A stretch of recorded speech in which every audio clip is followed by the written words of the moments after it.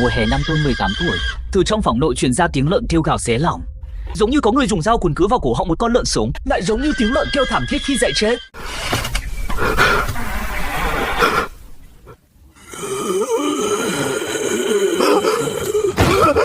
Nội ơi! Nội, sao luôn lại thành ra thế này?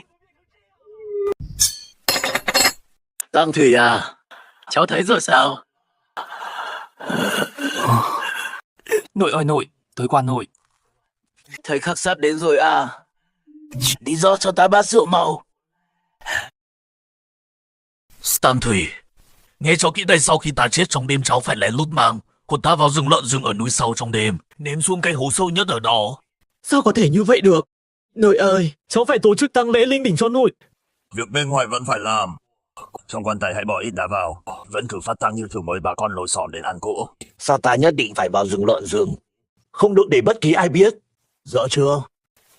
Gia đình đó 9 năm trước, sau khi ta chết chắc chắn sẽ đến hủy hôn. Nhưng cháu phải nhớ kỹ, dù thế nào cũng phải bước vào cửa nhà họ. Nội ơi, nhà đó rốt cuộc là ai? Tại sao cháu nhất định phải vào nhà họ? Còn những triệu chứng này của nội có phải liên quan đến con dao đó không? 9 năm trước, có thương muốn lấy mạng cháu ta dùng dao mổ lợn chém đứt nhân quả của nó. Nhưng cũng đã mắc nợ. Bây giờ, chủ nợ đến nợ rồi. Nhà đó họ Trung, sống ở trong thành phố. Con gái nhà họ có dấu vết trên người. Tìm thấy cô ta, dao không được rời thân.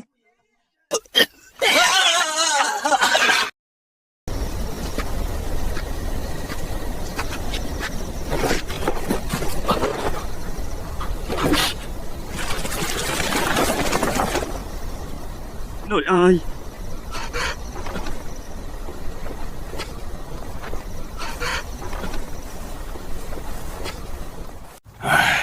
Ông cụ Trần cuối cùng cũng đi rồi. Này cháu, ông nội cháu có trăn trối gì không? Ông quen ông nội cháu ạ. 30 năm trước, thành đạo của ông nội cháu đã khiến cả huyền môn phải rung chuyển. Có việc gì cứ đến Thanh Vân quán tìm ta.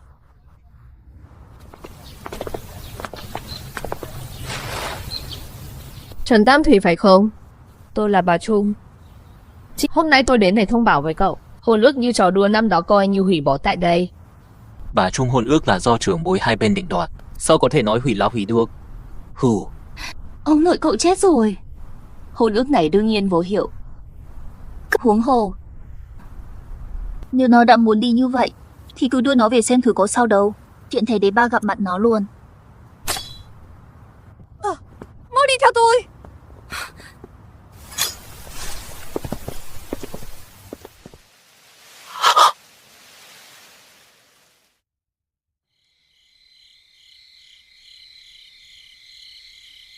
Chết thì chỗ này không ổn rồi. Đó là tỳ hưu dùng để trấn trạch đấy sao? Ở dưới quê chưa thấy bao giờ à? Xuống xe đi, nhớ kỹ đây cậu chỉ được ở lại một đêm thôi.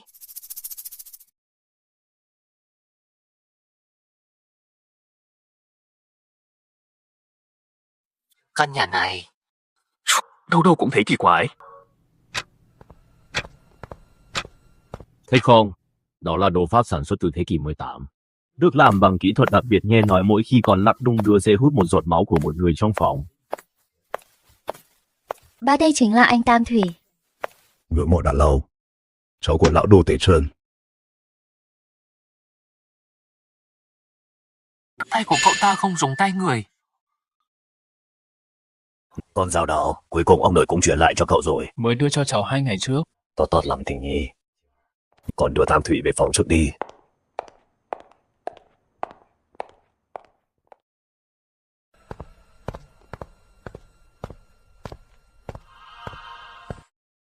Nó là phòng gì thế? Lối vào hầm ngầm đừng có lại gần đó.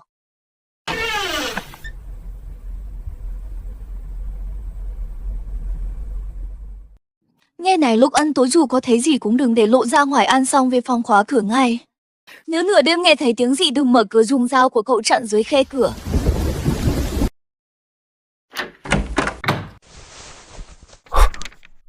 Chuyện này rốt cuộc là sao?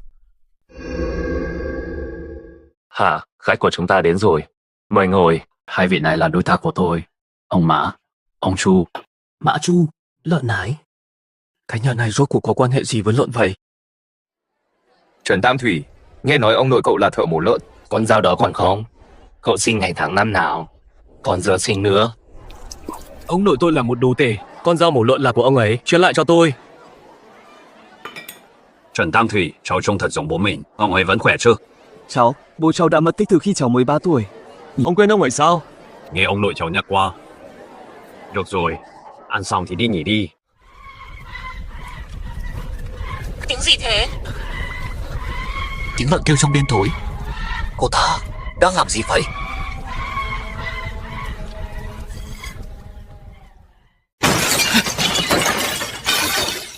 Sáng sớm mai, họ sẽ đưa cậu đi. Nhưng cậu phải ở lại. Trên con dao mổ lợn của ông nội cậu có 3 vết khía. Dùng dao rạch đứt phong ấn trên cửa hang ngầm. Nhớ kỹ, đừng tin bất kỳ ai trong căn nhà này, kể cả tôi. Bạn cô à, đừng vội. Ngày mai tôi sẽ đưa nó xuống gặp ông. Đúng vậy, con dao đó cũng sẽ về với chủ cũ thôi. Chuyện gì thế này?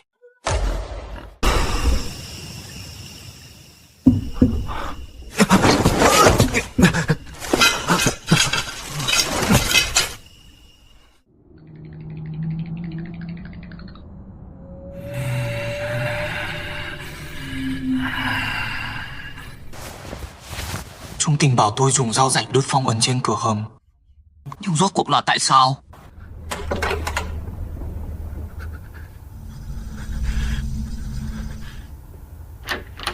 Đừng ra tay, là tôi đây anh. Sao anh vào được đây? Thứ bên ngoài cửa đó. Thư vận nuôi của Chu tiên sinh thôi. Một con chư linh chưa thành hình chuyên đi tuần tra ở hành lang. Những vết khắc trên dao của thầy mấy vết rồi. Vết khắc gì cô? Ở đây này, chỗ gần trôi dao ấy, nhìn cho kỹ vào. Mới chỉ một vệt vẫn chưa đủ. Phải đợi thêm chút nữa. Nhìn cái này đi, đây là ẩn ký khế ước. Gì? 18 năm trước ông nội cậu dùng con dao này để lại trên người tôi những vết khắc trên dao, mỗi khi hiện lên một vệt ấn ký này sẽ càng rõ nét hơn, đợi đến khi vệt thứ 3 xuất hiện hoặc là cậu giết tôi, hoặc là tôi giết cậu. Gì vậy? Không còn thời gian giải thích đâu, đây là chìa khóa hầm ngầm. Sáng sớm mai họ sẽ đưa cậu đi, cậu phải tìm ra đáp án ngay đêm nay. Nhớ kỹ, dù thấy gì cũng không được lên tiếng. Trong hầm ngầm có nhân trúc, chúng cực kỳ nhạy cảm với âm thanh. Nhân trúc. Hành lang vắng rồi, đi theo tôi. Chìa khóa đây không đúng, lần trước không ổn thế này. Tôi phải đi dụ bọn tuần tra, cậu tự vào đi. Nhớ kỹ, dù có chuyện gì xảy ra trước khi trời sáng phải quay lại.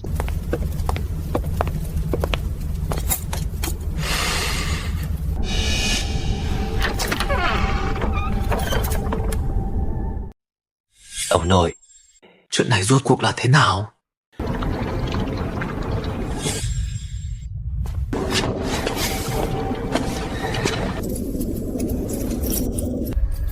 Đáp án Trung tình nói ở ngay đây.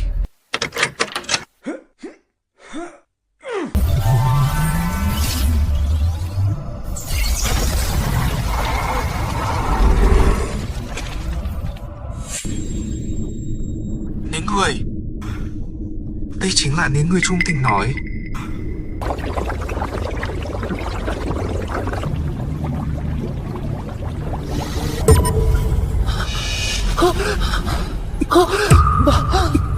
Ba mẹ sao lại là hai người?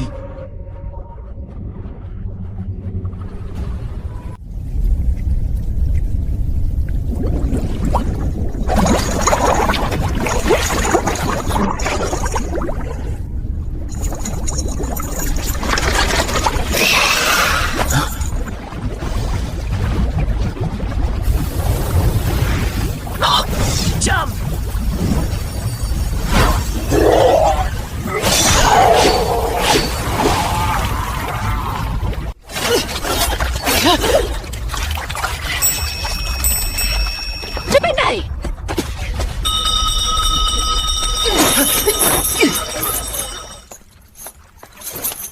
Đi thôi.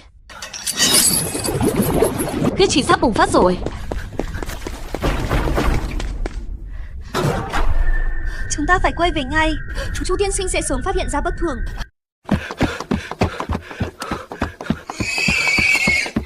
Trần Tam Thủy, đợi đám tuần tra đi qua rồi hãy về phòng. Dùng nó bọc thanh đao lại, có thể che giấu dương khí và khí tức trên đao.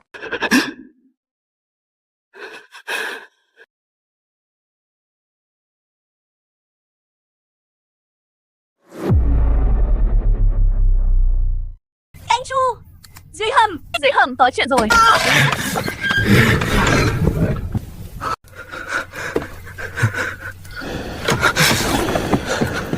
Liệu họ còn ý thức không? Có cảm thấy đau không? Sao lại bị nhốt dưới hầm nhà họ Trung? Nhà họ Trung rốt cuộc giấu bí mật gì? Trần Tam Thủy, đến giờ ăn sáng rồi. Ăn xong chúng tôi sẽ đưa cậu về. Xem ra cậu đã đến nơi không nên đến rồi. Tôi không biết ông đang nói gì. Tối qua tôi luôn ở trong phòng, không hề ra ngoài. Vậy sao? Thế cái cậu bị làm sao vậy? Đang Yên Lành sao lại bị thương? Đâu sao? Sơ ý bị nước sôi làm bỏng. Không đâu là. Độc xạ của những người trong vòng 3 canh giờ không giải, chúng sẽ theo huyết mạch chạy vào tim. Đến lúc đó thần tiên cũng không cứu nổi. Muốn giữ mạng thì ngoan ngoãn đi ăn sáng với chúng tôi. 10 phút nữa gặp ở phòng ăn. Uống đi, nhanh lên. Không còn thời gian nữa. Họ đang chuẩn bị xe rồi. 1 tiếng sau sẽ ném cậu ra nơi hoang dã chờ chết. Tại sao lại giúp tôi? Tôi không phải đang giúp cậu mà là đang giúp chính mình. Vì Tạo đã hiện rõ thời gian của tôi cũng không còn nhiều. Rốt cuộc chuyện này là sao? Những gì cậu nói tối qua hoặc là cậu giết tôi hoặc là tôi giết cậu. Không còn thời gian giải thích đâu. Đến nơi an toàn rồi hãy xem. Nhớ kỹ, bất kể ai hỏi tuyệt đối đừng nói cậu từng xuống can hầm. Lão đạo sĩ Thanh Vân Quán đang tìm cậu, ông ta biết một vài chuyện. Buzz từng hoàn toàn tin lão. Vết khắc đầu tiên trên dao đã kích hoạt, tiếp theo ông ta sẽ dẫn cậu tìm vết thứ hai. Khách của chúng ta đến rồi. Mổ ngon chứ? Đừng khách sáo. Ăn nhiều vào đây là đồ nhà tự mùi đấy rất đậm đà. Chuyện ông nội cậu qua đời chúng tôi thực sự lấy làm tiếc. Ông ấy rất lợi hại, sao các người biết được? Dưới này nhỏ lắm. Danh tiếng của Trần Lão Đồ rất lẫy lừng. Đúng vậy. Nhất là thanh dao đỏ. Có mang dao theo không? Cho tôi xem nào. Mang theo rồi, ông nội nói. Sao không được rời người? Đương nhiên rồi, bảo vật gia truyền mà. Đúng rồi, có manh mối gì về bố mẹ cậu không? Tạm thời thì chưa, bớt tôi sẽ tìm được họ có chi khí đấy.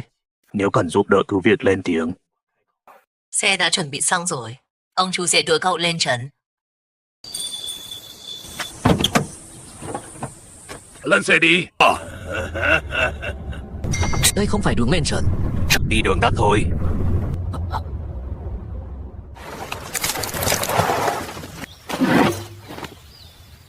Ông chủ nói rồi để mày ở lại đây mãi mãi. Ông Trung đổi ý rồi. Ông chủ chưa từng định để mày sống sót rời đi thanh dao đó và cả máu của mày. Đều là vật liệu cần trong nghi lễ. Thằng nhóc chết đi!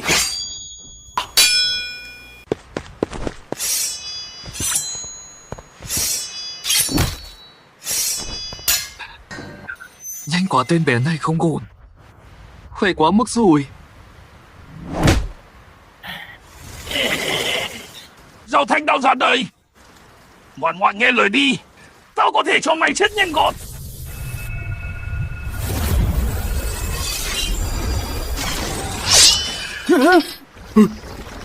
Mày, sao có thể chứ thanh đao này?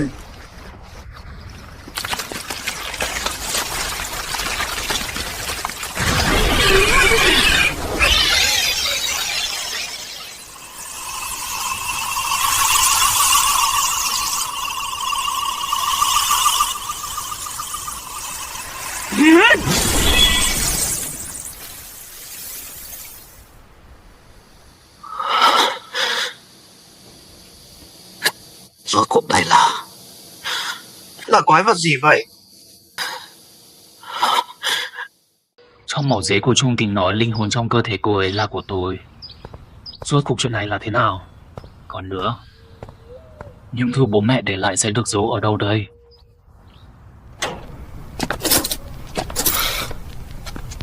Phô.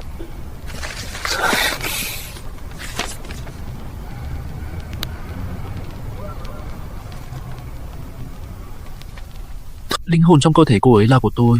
Sao có thể chứ?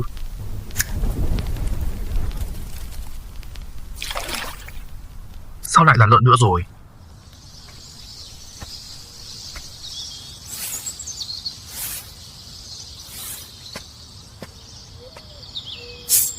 Trần Tam Thủy ta chờ cậu lâu rồi. Đạo trưởng biết tôi sẽ tới sao? Từ lúc cậu bước chân vào nhà họ Trung, bánh xe vận mệnh đã bắt đầu xoay chuyển. Lại đây, chúng ta có nhiều chuyện để nói đấy. Về ông nội cậu, về thanh đao đỏ. Và về nguyên nhân cái chết thật sự của bố mẹ cậu. Đây là Trảm Linh Nhân đời đầu cũng là tổ tiên nhà họ Trần của cậu 300 năm trước. Ông ấy đã phong ấn chư thần và cũng đã phải trả giá đắt, hậu duệ của ông ấy vĩnh viễn không thể thoát khỏi sự đeo bám của các linh hồn. thanh đao này rốt cuộc là gì? Trảm linh đao chuyên khắc chế tà ma thế gian thân đao của 3 vết khắc, tương ứng với 3 cảnh giới lần lượt là trảm linh. Đoạn hồn thí thần vết khắc thứ nhất cậu đã mở được rồi ngay tại tầng hầm nhà họ Trung lúc đối đầu với nhân chứ. Còn vết khắc thứ hai và thứ ba thì sao? Vết khắc thứ hai cần vào đêm trăng tròn, cần dùng máu kẻ thù đánh thức vào đêm trăng tròn. Vết khắc thứ ba cần cậu tìm được thứ mà cha mẹ để lại. Cha mẹ tôi, họ thật sự đã chết rồi sao? Sống không bằng chết, họ bị lão Trung biến thành nhân trục, bất hồn phách vẫn chưa tiêu tan bởi vì họ đang canh giữ một bí mật. Con có thể cứu họ không? Có lẽ trăng tròn lần tới là 7 ngày sau. Cậu phải quay lại rừng ra chứ. Tạm thời có thể dùng lá bùa này áp chế độc sát trên cánh tay cậu. Đạo trưởng, con trung tình, cô ấy rốt cuộc là thứ gì? Tại sao nói một sợi hồn phách của con ở trong người cô ấy? 18 năm trước cậu bệnh nặng nguy kịch. Không phải có thứ gì muốn lấy mạng cậu, mà là ông Trung muốn lấy mạng cậu để luyện linh đồng trúc. Ông nội cậu vì muốn cứu cậu đã dùng dao mổ lợn chặt đứt nhân quả. Vẫn phải tìm một người gánh vác lời nguyền. Trung tình là người có huyết mạch thuần khiết nhất nhà họ Trung. Ông nội cậu đã cưỡng ép đem một sợi hồn phách của cậu phong ấn vào trong cơ thể cô ấy, cũng chuyển một phần sức mạnh trừ linh sang cho cô ấy. Cho nên hôn ước đó không phải là hôn ước mà là một khế ước. Khi vết khắc thứ 3 xuất hiện, cậu phải lấy lại sợi hồn phách đó, nếu không sẽ mãi mãi không thể phát huy sức mạnh thật sự của trảm linh đao. Mỗi khi một vết khắc hiện ra, vết bớt trên người cô ấy sẽ càng hoàn chỉnh hơn. Đợi đến khi vết bớt hoàn toàn thành hình, chính là lúc phải lựa chọn. Hoặc là cậu giết cô ấy để lấy lại hồn phách, hoặc là sức mạnh trừ linh trong người cô ấy hoàn toàn thức tỉnh và giết chết cậu. Không còn cách thứ ba sao? Truyền thuyết nói về khắc thứ 3 của trảm linh đao sở hữu sức mạnh diệt thân. Có lẽ đến lúc đó sẽ có chuyển biến. Trăng tròn 7 ngày sau tại rừng Dã Trư, xem ra con không thể không đi rồi. Cậu có thể về nhà cứu họ Trần xem thử. Biết đâu có thể tìm thấy manh mối hữu ích. 10 năm rồi, nơi này vẫn như xưa. Lần trước tới đây là đi cùng ông nội. Giờ đây, cảnh con người mất rồi.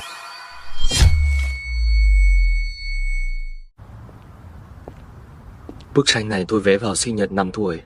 Bố mẹ còn cười nhạo tôi, bảo tôi vẽ lợn còn to hơn người.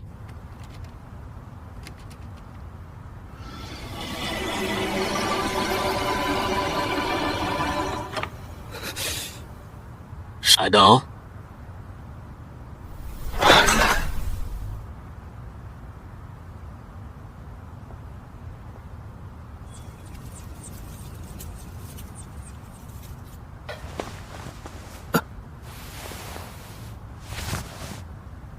Có người từng đến đây.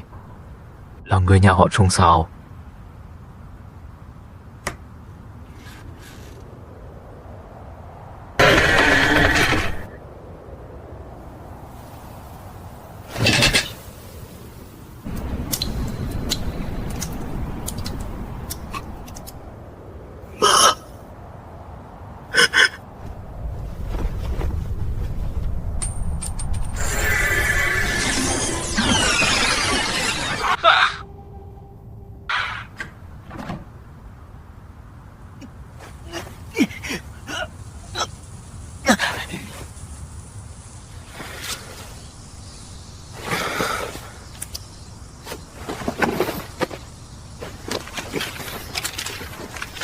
Ghi chép của ông nội, nhưng ký hiệu này rốt cuộc là có ý nghĩa gì?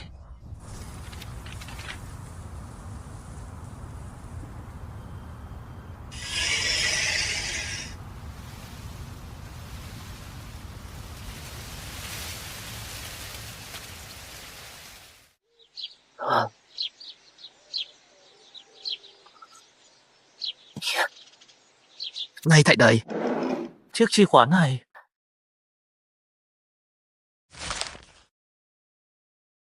Lại là mấy chữ này.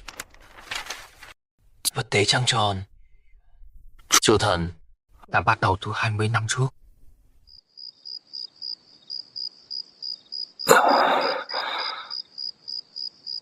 Đêm nay cứ ở lại nhà cũ qua đêm đi. Là ai gửi tới vậy? Đừng tin hết lời lão đạo sĩ đêm trăng tròn, thứ họ muốn không phải đau mà là đôi mắt của cậu.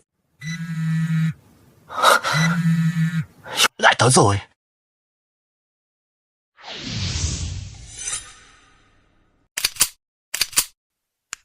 Có người đang cậy khóa.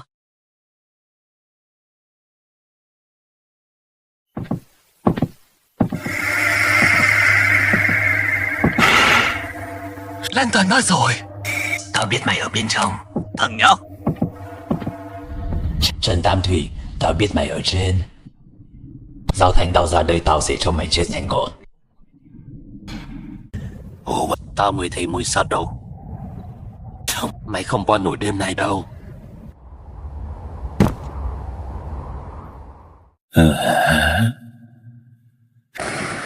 Ai đó?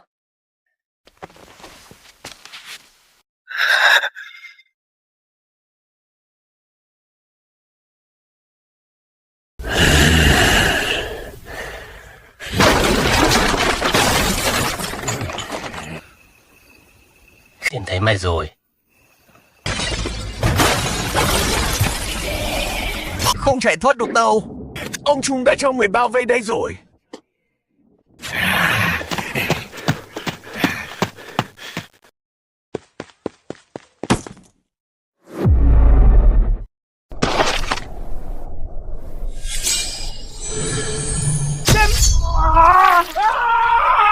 Tay của tôi. Trần Tam Thủy, đứng lại đó cho tôi.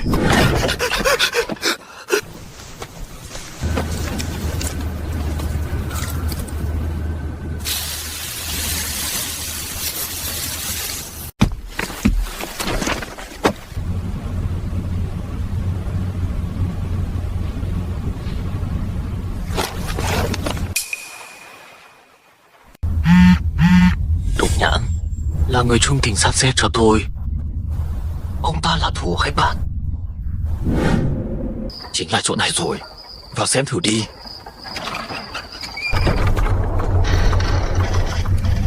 Xin chứ không gặp bảo. Ông là Độc Nhãn. Trần Tam Thủy, cháu trông rất giống cha mình. Đặc biệt là đôi mắt đó. Ông quen biết cha cháu sao? Đâu chỉ là quen biết. Trận đại hỏa hoạn 10 năm trước là ta và cha cháu đã cùng phóng hỏa. Đại hỏa hoạn? Đại hỏa hoạn gì cơ? Thế đàn bí mật của nhà họ Trung, cha cháu đã phát hiện ra. Họ muốn mở phong ấn chư thần sớm. Ta và cha cháu đã đốt cháy vòng ngoài. Tiếc là không ăn được. Cái chân này chính là lần đó bị Chu Linh cắn đứt đấy. Cha cháu vì yểm hộ ta nên không thoát được. Cha cháu không phải bị làm thành nến người sao? Nến người chỉ là cái tổ thôi. Nhà họ Trung cần máu ông ấy mở hắc kính. Hồn phách ông ấy vẫn bị nhốt dưới hầm. Đây là vật mẹ cháu để lại cho cháu. Nó giúp tạm thời chặn cảm ứng Chu Linh. Còn lấy đi, để mai trăng tròn, chúng ta phải lên đường thôi. Tại sao? Tại sao ông Trung lại muốn bắt tôi? Tại sao nói thứ họ muốn là đôi mắt của tôi? Đây là của rừng lợn rừng và Cẩm Tú Xuân Trang bố cục thực sự. Bên ngoài là biệt thự núi rừng, thực chất là tế đàn chư thần khổng lồ. Biệt thự họ Trung nằm ngay vị trí trái tim. Nhưng con đường này đều được cố tình thiết kế. Mỗi khi trăng tròn, họ lại dùng người sống luyện để người như bố mẹ cô đã phát hiện ra sự thật. Nhà họ Trung thực sự muốn mở kết nối lối thông giữa hiện thực và chư linh giới. Mở lối thông cần có 3 thứ Trảm Linh Đao, vật chứa chu linh thuần khiết và còn một đôi mắt có thể nhìn thấu sự thật. Đôi mắt của tôi. Màu đắp lên đi. Phá thử hoa huệ và hùng hoàng đấy. Có thể kiềm chế độc nến.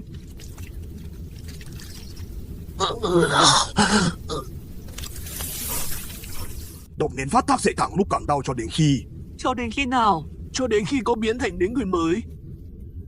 Phải giải độc trước khi trăng tròn, nếu không cô sẽ giống như bố mẹ mình. Ý anh nói vậy là bố mẹ tôi vẫn còn sống sao? Sống à, thế thì phải xem cô định như thế nào là sống thứ bố mẹ cô để lại. Họ đã chủ động trở thành nên sống. Dùng linh hồn lẫn tim đến để tạm thời phong ấn lối thông đó. Có người đến. Tìm thấy các người rồi.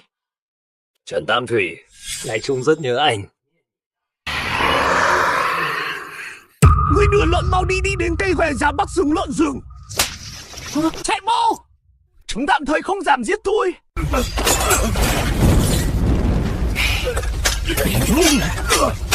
Giờ mới biết sợ sao lại đây.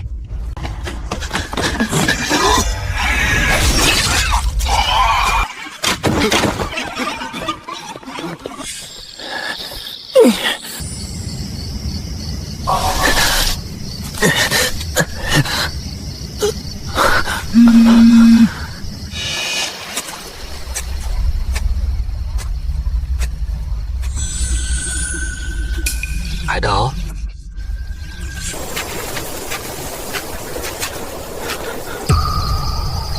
Đây là Chu Linh.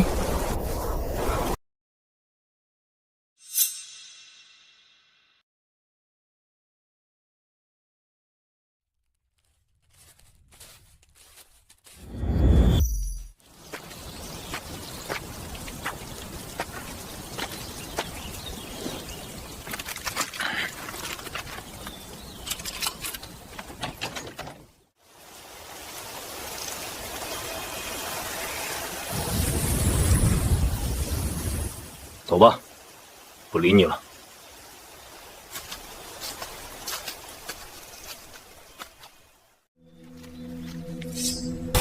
Đây chính là mũi dao bị thiếu, chẳng trách ông nội nói thanh đao không hoàn chỉnh. Hóa ra còn thiếu một mảnh quan trọng thế này. Chết tiệt lại đúng vào lúc này.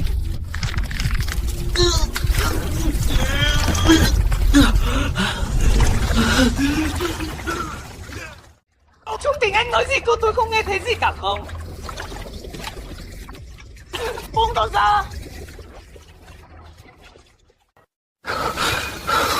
Sắp lan đến tim rồi. Nếu không tìm được thuốc giải, sẽ thực sự biến thành người nến.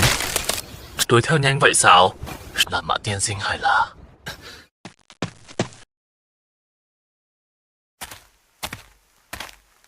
Không thể nào. Rõ ràng mình đã dùng dao muốn lượn chém trúng hắn. Lẽ nào hắn chưa chết? Mới thấy mùi người sống rồi còn có cả mùi của đao nữa. Là Chu Linh hắn hoàn toàn bị nuốt chửng rồi. Biến thành quái vật rồi. Dao mổ lợn đang phản ứng với hắn. Đến đây, để ta xem thanh trảm linh đao này có thể chém chết con quái vật như ngươi không?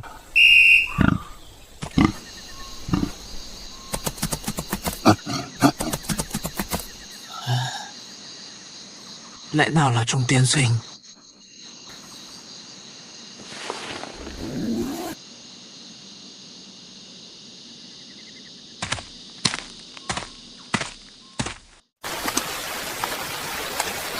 Dám chịu thêm chút. Lão đạo mà dám lừa tôi sẽ lật tung bát hương ở đạo quán của lão.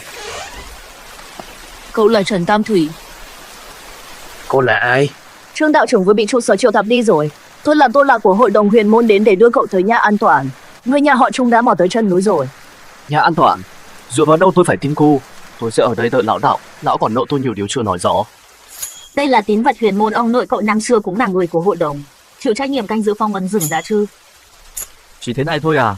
Tin đại thợ đồng nào cũng khắc được mà. Muốn tôi đi cùng cô thì đưa bằng chứng xác thực ra đây.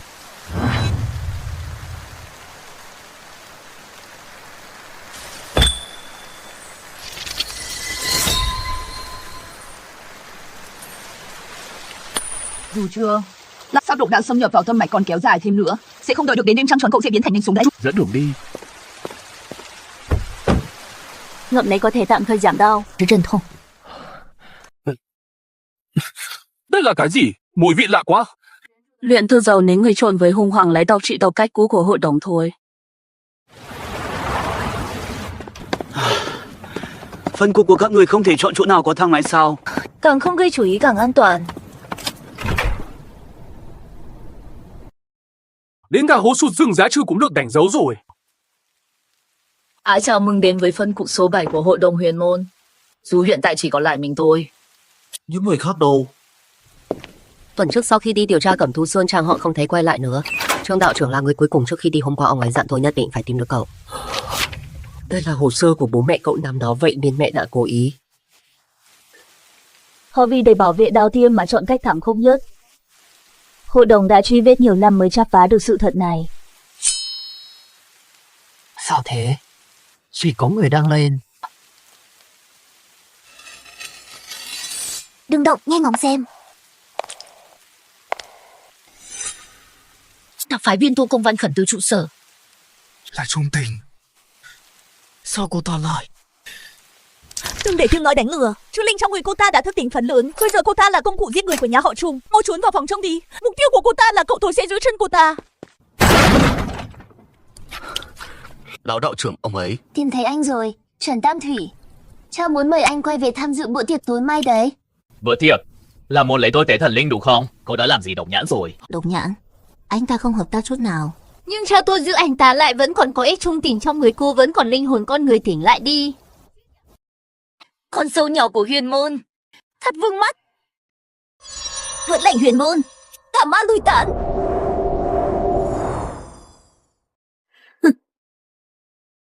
Mấy trò vật của huyền môn chỉ có bấy nhiêu bản lĩnh. Thanh đao này hình như đã nhận chủ. Đưa thanh đao đây cho tao có thể cho mày chết nhanh gọn hơn, nếu không sẽ đau đớn lắm đây.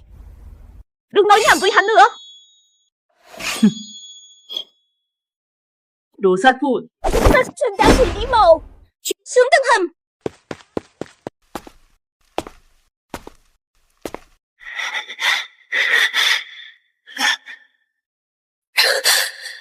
Phong ấn mũi ra phải về đúng vị trí. Chỉ mong Hoàng hậu mới kích hoạt được nó. Cái này nó lại được thật sao? Có nguy hiểm gì không? Không còn thời gian do dự đâu, Trung Tình có thể xuống bất cứ lúc nào được. Hả? Kinh qua một lần vậy, ý次.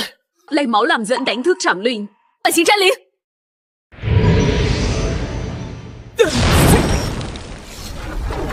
Bí truyền huyền môn. Trảm Linh quý vị.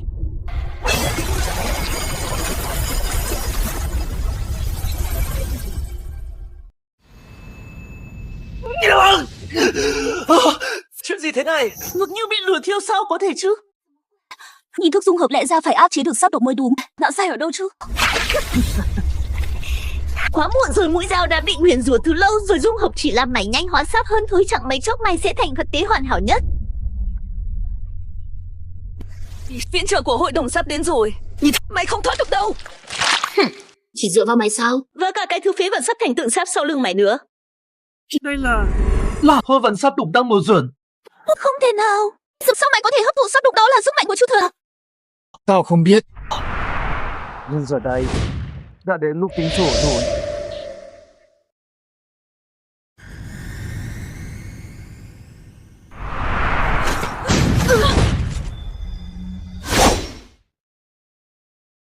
Đoạn hồn kính.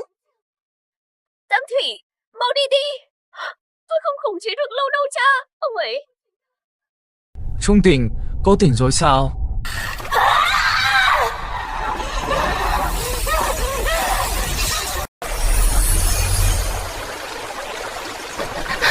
Anh ấy vẫn còn ý thức. Không rõ khoảnh khắc vừa rồi có giống anh ấy không, nhưng nhanh chóng bị Chu Linh áp chế rồi. Với lại nòng sáp tôi hấp thụ biến đâu rồi? Con dao này không có vấn đề gì chứ? Trảm Linh đao vốn có thể nuốt chửng tà khí, có lẽ con dao đang giúp cậu. Nhưng đây tuyệt đối không phải kế lâu dài. Cậu sáp chỉ mới bị áp chế tạm thời thôi. Lúc trước cậu nói ông nội tôi cũng là thành viên hội đồng. Sau năm đó ông không tiêu diệt tận gốc nhà họ Trung. Ông nội cậu đã từng thử rồi nhưng đã thất bại. Nhà họ Trung nắm giữ chìa khóa mở ra Chu Linh giới. Đụng vào họ chẳng khác nào chọc vào tổ ong, mau đi thôi, trong hầm nói chuyện sẽ an toàn. Đó là cậu có biết cách kích hoạt vết khắc thí thần không? Truyền thuyết nói cần máu của Chu Thần làm dẫn, nhưng chưa ai từng thấy Chu Thần thực sự cả. Cẩn thận, dưới chân phía trước có bậc thang. Hội đồng, nhà họ Trung, Chu Linh. Đêm mai trăng tròn, mọi bí ẩn cũng đến lúc được giải đáp rồi. Rồi thì hắc kính phá bỏ để tái sinh. Quả nhiên cậu đã đến. Trung Tình ở đâu? Đừng vội, nghi lễ chưa bắt đầu đâu. Người tình nhỏ của cậu đang chuẩn bị ở dưới hầm đấy. Ông định giờ cho gì đây? Chỉ là để cậu tận mắt thấy thân thích thôi. Dẫn đường đi. Nếu Trung Tình mất một sợi tóc, tôi sẽ chém chết ông trước. Tính khí y hệt cha cậu đấy. Đi thôi. Đừng để Trung tiên sinh đợi lâu.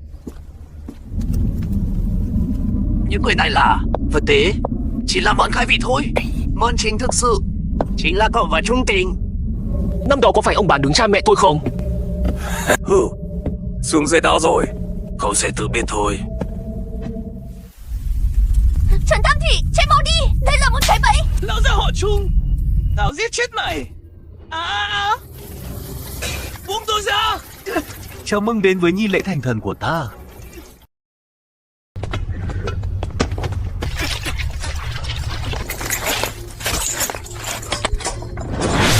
Buông tôi ra. Có biết tại sao lại chọn tôi không? Huyết mạch nhà họ Trần là chìa khóa cuối cùng.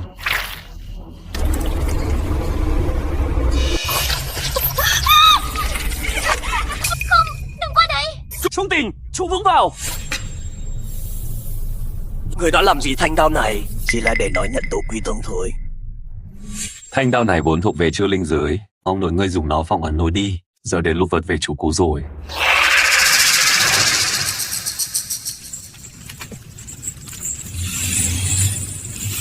Đây là sức mạnh của Trung Tình. Lúc này hắc kính phá rồi mới lập. Không phải phá hoại mà là thông nhập.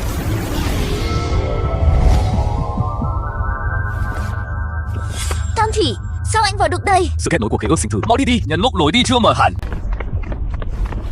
Hắc Kính là hai triệu, chúng ta có thể từ đây tác động đến cơ thể thực.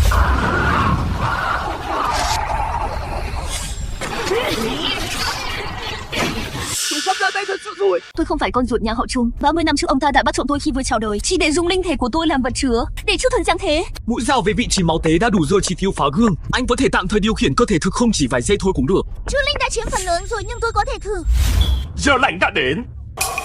Dù huyết mạch nhà họ Trần để hiến tế. Chính là lúc này đi lấy con dao đỏ đi đâm xuyên tấm gương đen.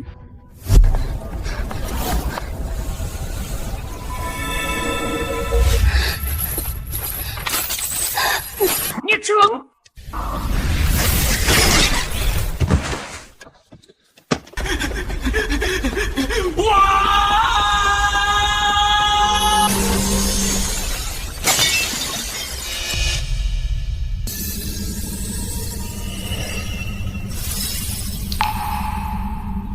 Không, cân bọn chúng lại.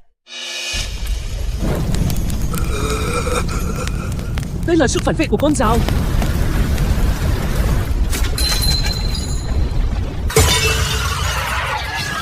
Kokusa, ta là chủ nhân của các người.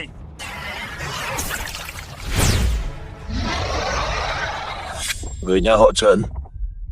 60 năm rồi, cuối cùng cũng báo được thù phong ấn.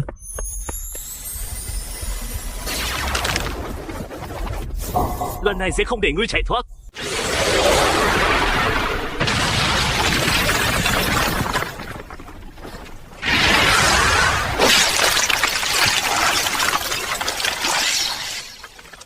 Muốn chết hả?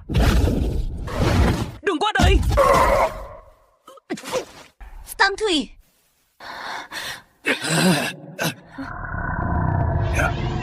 Chính là lúc này.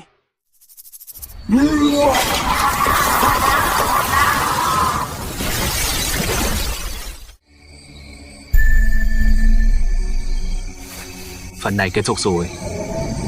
Đó là cái gì vậy? Mù thông thần là 4 kẻ khác. Chu thần chỉ là bắt đầu. Đây là cái giá của thanh đao hay là ảnh hưởng của hắc kính? Anh Trần Tam Thủy, hội đồng muốn mời anh hỗ trợ điều tra sự việc tối nay. Anh Trần Tam Thủy vô trung tình cảm ơn hai vị đã phối hợp vui lòng xác nhận lại lần nữa trong sự cố tại Cẩm Tú Xuân Trang ông Trung đã chết do hình thức phản vệ lão già độc nhãn bị Chu Linh mất kiểm soát nuốt chửng mọi hiện tượng bất thường đã lắng xuống theo sự tan vỡ của lõi thêm. Thế đàn chính những lời khai trên có đúng sự thật không? Đúng vậy. Về Trảm Linh đao trong báo cáo có nhắc tới nó đã bị hư hại và cạn kiệt năng lượng trong trận chiến cuối, hiện đang trong trạng thái ngủ đông, người ngoài không thể cảm nhận hay điều khiển. Đúng, nó cần thời gian để phục hồi. Vô trung tình cố xác nhận sức mạnh Chu Linh trong cơ thể đã bị khí ước giải trừ và hắc kính tan vỡ mà hoàn toàn tiêu tan trước. Hội đồng cần đánh giá các rủi ro tiềm ẩn. Vâng, tôi không còn cảm thấy nó nữa. Bây giờ tôi rất tỉnh táo. Cán sự lý hai đương sự đã trải qua cú sốc lớn cần được nghỉ ngơi.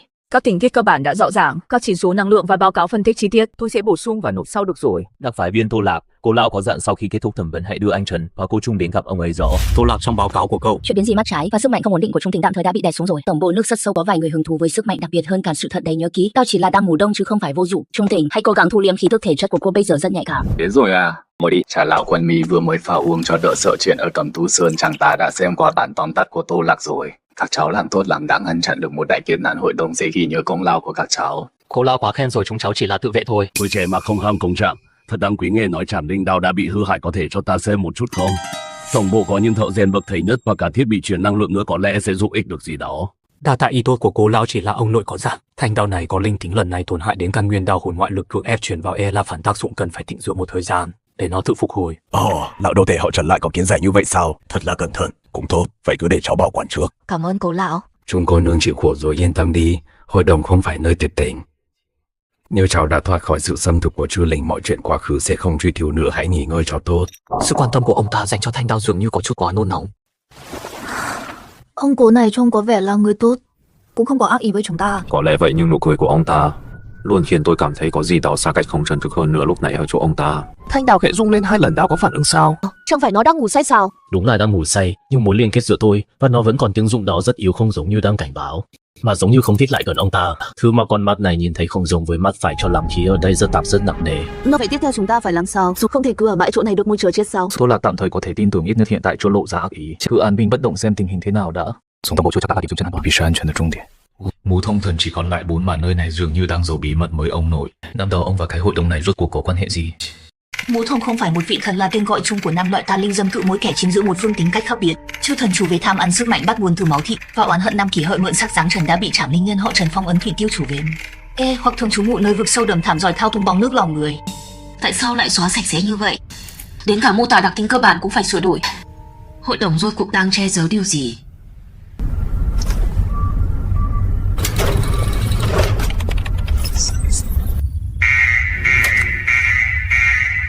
Báo động giả tại nút khu bơ vậy có lẽ là do đường truyền dao động nhắc lại. Báo động giả khu bơ. Người của Cố lão. Vào đúng thời điểm này truy cập hồ sơ nhiệm vụ gốc của bố mẹ Trần Tam Thủy. Ông ta muốn làm gì nước ở tổng bộ còn sâu hơn cả huyết trị ở Cẩm Tú Xuân Trang. Ông cố sự hứng thú của ông với Trảm Linh đao thật sự chỉ là để sửa chữa thôi sao? Hay là có liên quan đến bí mật mà bố mẹ Trần Tam Thủy tìm thấy năm đó?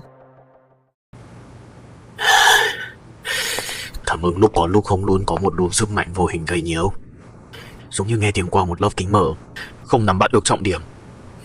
Tôi cũng vậy, sức mạnh trong cơ thể vốn dĩ rất bình lặng, nhưng ở đây luôn cảm thấy bị thứ gì đó đè nén lại, còn thỉnh thoảng bị tác động vào. Trẻ đang tỉa cây ở vườn phía dưới bên trái 2 tiếng đồng hồ, rồi không rời khỏi chỗ đó, tư thế cũng chẳng hề thay đổi. Ánh phản chiếu từ tòa tháp bên phải góc độ không đúng, không phải là kính, giống một loại thiết bị giám sát mặt cường hơn. Chúng ta bị giám sát rồi. Đây hoàn toàn không phải là bảo vệ, mà là đang giam lỏng chúng ta. Thủ đoạn rất kín đáo nhưng vẫn luôn tồn tại. Còn cả cảm giác bị rình mò đó nữa, không giống như người ta nhìn, mà giống như một loại trận pháp hay thiết bị tinh vi nào đó đang liên tục quét qua người chúng ta. Đến cả linh hồn cũng thấy rùng mình. Cố lão, chúng tôi muốn xin ra ngoài điều tra ổ. Là do tổng bộ tiếp đãi không chu đáo khiến hai vị cảm thấy không thoải mái sao? Hay là còn chỗ nào khác cần hội đồng phối hợp không?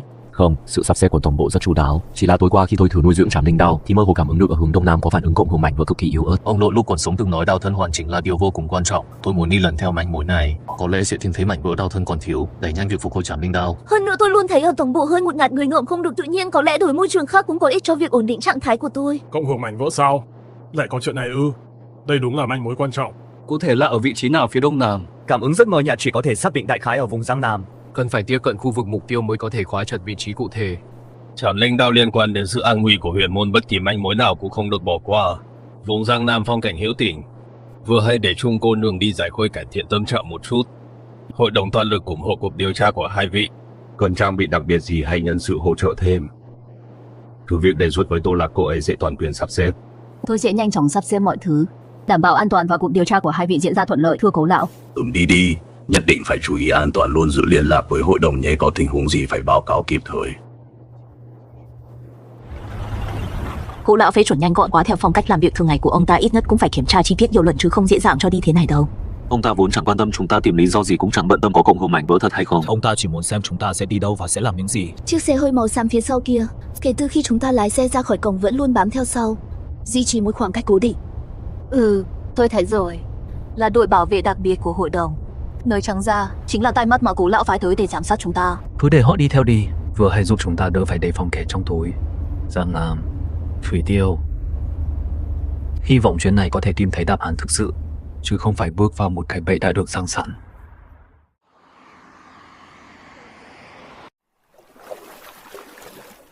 Nước này mùi vị lạ quá, vừa tanh vừa chát. Trông họ như chẳng còn chút sức sống nào. Không phải là nạn lụt bình thường. Trong lúc chứa tàn dư năng lượng tà ác mờ nhạt có tác dụng mê hoặc tâm trí nuốt trường sinh khí, là dân làng đã bị ảnh hưởng rồi. Thanh đao đang rung lên mạnh mẽ hơn bất cứ lần nào trước đây, một sự cộng hưởng mãnh liệt, không phải là mảnh vỡ của đao, mà là sức mạnh cùng nguồn gốc với Trảm Linh đao đang kêu gọi.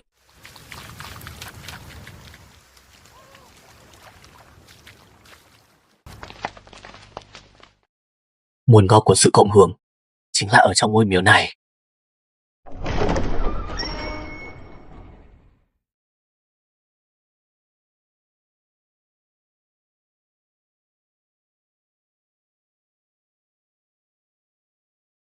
Đây là ân ký đặc trưng của nhà họ Trần chúng tôi.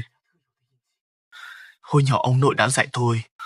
Đây là cách viết cổ của chú Trảm, cũng là huy hiệu riêng của người Trảm Linh họ Trần. Tổ tiên nhà họ Trần của anh. Hóa ra từng phong ấn thủy tiêu ở đây. Xem ra là vậy. Bức bích họa này ghi chép đầy đủ toàn bộ quá trình phong ấn thủy tiêu năm đó. Giờ cổ trấn bị nước động kỳ quái nhấn chìm dân làng thì bị mê hoặc tâm trí, chẳng lẽ phong ấn đã bị lỏng, sức mạnh của thủy tiêu lại dò dỉ ra ngoài. Cứ ra ngoài đi dạo hỏi thăm xem sao, biết đâu có thể từ miệng dân làng tìm thấy manh mối về việc phong ấn bị lỏng. Ông thần sông hết linh lâu rồi. Ngôi miếu đó ta muốn lắm người trẻ đừng có đến đó. Nhà họ Trần. Của nhiều năm về trước từng có một cao nhân phương xa tới đây họ Trần đã trấn áp Thư Duy nước. Bác ơi, bác biết sau đó thế nào không? Hay trong trấn còn ai nhớ rõ hơn không? Tìm con bé Ali xem sao. Nó là người chèo thuyền Âu Bồng tổ tiên, nhà nó hình như từng phụ tá cho cao nhân họ Trần đó. Ở ngay đầu phía tây của trấn cạnh cái guồng nước. Xin hỏi có phải là cô Ali không? Ông cụ ở quán trà bảo chúng tôi tìm cô. Người phương xa ở tìm tôi có việc gì? Tôi muốn hỏi thăm về miếu thần sông. Với cả chuyện nhiều năm trước một vị tiên sinh họ Trần trấn giữ vùng nước này. Bà nội giao cho tôi trước khi mất. Bà nói nếu sau này có người phương xa mang theo dấu ấn tương tự đến hỏi thăm về chuyện nhà họ Trần thì tôi cái này cho họ xem. Các anh có nửa còn lại không? Đây là do cha tôi vẽ. Hoa văn này là ấn ký nhà họ Trần thôi. Vào trong ngồi đi, bà nội nói. Tổ tiên nhà tôi từng là người bảo vệ con sông này, sau đó đã hỗ trợ vị Trần tiên sinh đó phong ấn tà vật dưới nước. Bức phong ấn không triệt để chỉ ép nó quay về sao huyệt dưới đáy sông để lại một khe nước. Nhiều năm sau, hậu duệ của Trần tiên sinh lại đến một lần nữa là một cặp vợ chồng, người chồng tên Trần Viễn Xuân, người vợ tên Lâm Tuyết Mai. Lúc đó khe nước không hiểu sao lại mở rộng, sức mạnh của Thủy Tiêu do dì ra ngoài là cha mẹ tôi. Họ đã cố gắng gia cố phong ấn, nhưng phát hiện cách năm xưa không còn tác dụng. Sức mạnh bản nguyên của Thủy Tiêu đang cố thoát ra từ khe nước. Vào phút cuối, mẹ của anh, bà Lâm Tuyết Mai, bà ấy đã đưa ra lựa chọn. Bà ấy mang trong mình sức mạnh đạo linh nhà họ Trần, quyết định lấy thân mình làm vật chứa, ép buộc Thủy Tiêu luồng sức mạnh bản nguyên đang cố thoát ra đó hút vào trong cơ thể. Sau đó, mang theo nó chìm xuống dòng ngầm sâu nhất của khe nước. Bà ấy dùng huyết mạch và linh hồn mình tạm thời lấp kín lỗ hổng đó. Cái gì? Trầm Giang không phải bị biến thành nhân trúc sao? Ôi trời ơi! Không phải đâu. Bà nội nói trước khi trầm rằng, bà Lâm có để lại lời nhắn nói rằng bà đã đem một phần sức mạnh đạo linh cùng với bản nguyên Thủy Tiêu phong ấn vào cơ thể và lấy huyết mạch làm dẫn trên người con trai bà, tức là anh, đã để lại một đường lui. Bà ấy nói khi Thủy Tiêu lại trỗi dậy lúc ánh xanh lại tỏa trên dòng suối trong, huyết mạch của bà ấy sẽ dẫn lối anh đến đây và trao cho anh sức mạnh để kết thúc tất cả. Mẹ, bà ấy luôn ở dưới đáy sông sao? Bà nội tôi đã nói như vậy. Sự hy sinh của bà đã đổi lấy sự bình yên suốt mấy mươi năm cho trấn này. Cho đến gần đây, ánh xanh lại xuất hiện rồi.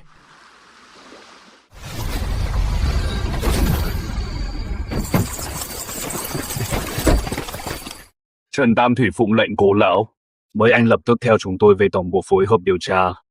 Điều tra hay là giam cầm? Cố lão muốn gì ông ta tự biết rõ. Đừng hòng mang anh ấy đi.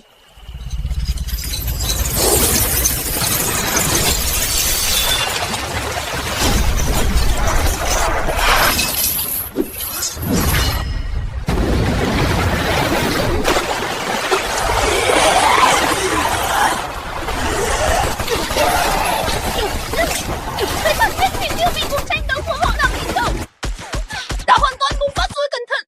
Ali! Không còn thời gian nữa! Mọi người mau đi đi! Để tôi chặn bọn họ! Chết tiệt! Người đàn bà này đã làm gì? Đến hạ lưu bia trấn thủy. Dưới vòng xoay thứ 3 bà nội tôi nói. Thủy quân tay chìm của bà Lâm ở gần đó. Dung máu nhỏ máu hội Trần và vòng xoay có thể cảm nhận được truyền thừa mẹ anh để lại. Nhất định phải triệt để. Tôi hiểu rồi. Sao Thủy, đi mau, đừng để cô ấy chết vô ích.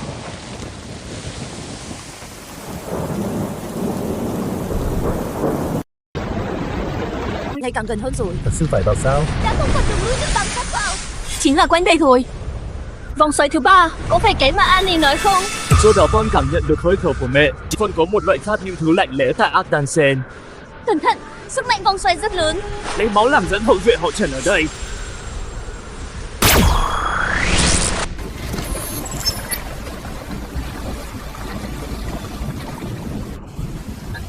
Mẹ ơi!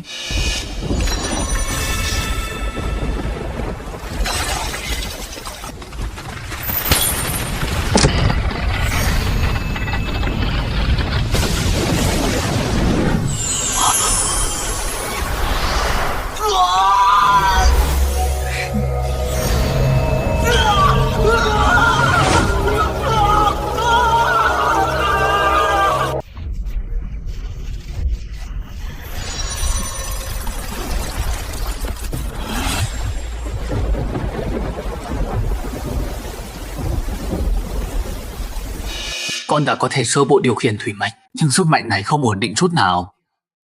Mắt trái đau quá. Tam thủy lương của cậu, mắt của cậu, hắn đang hấp thụ trong quán quay sức mạnh và ý thức còn sót lại, cẩn thận bị phản vệ. Con thấy rồi mẹ ơi! Mẹ ơi! Vết nứt mà mẹ dùng quan tài phong ấn ngay ở bên dưới. Bản thể của Thủy Tiêu sắp ra tới nơi rồi.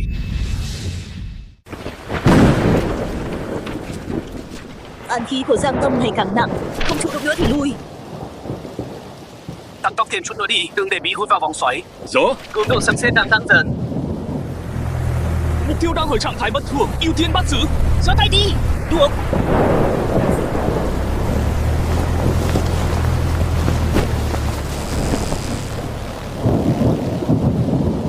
Đừng hỏng.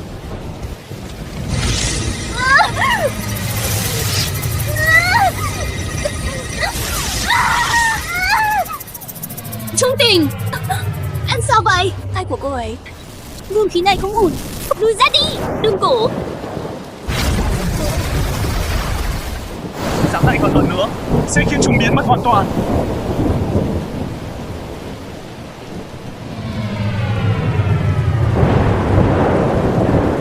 Vừa rồi là cái gì vậy? Trong người em sao lại có? Tàn dư của hai loại tà linh hoàn toàn khác biệt. Là lần ở Cẩm Tú Xuân Trang đó. Có lẽ là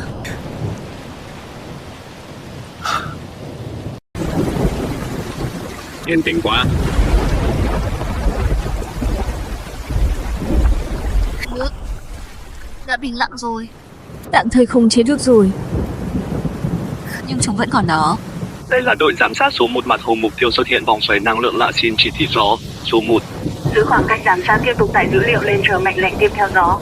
Dòng nước, tần số, chế độ mã hóa. Mô phỏng. Mục tiêu mất kiểm soát, phản ứng năng lượng vượt mức, vẫn mang theo rủi ro cực cao. Theo phương án D, lập tức rút lui về điểm quan sát số 3 chờ chỉ thị tiếp theo. Nhắc lại, lập tức rút lui. Họ đi rồi. Anh làm thế nào vậy? Chút mảnh khóe nhỏ thôi. Lợi dụng sức mạnh của Thủy Tiêu kiểm soát sự rung động của hơi nước. Không giấu được lâu đâu, họ sẽ sớm phát hiện ra điều bất thường. Miếng ngọc bội này không chỉ là tín vật, bên trong nó còn lưu lại dấu ấn năng lượng cực yếu và thông tin còn sót lại là do bà Lâm để lại. Nội dung liên quan đến những mảnh kiến thức cổ về ngũ thông tương sinh tương khắc, kết hợp thông tin bà Lâm để lại. Sau khi sức mạnh Thủy Tiêu bạo loạn, dựa theo ngũ hành sinh khắc và địa khí luân chuyển, nơi tiếp theo dễ bị kích động nhất là Kim Tiêu. Đây là sâu trong núi Tây Lũng.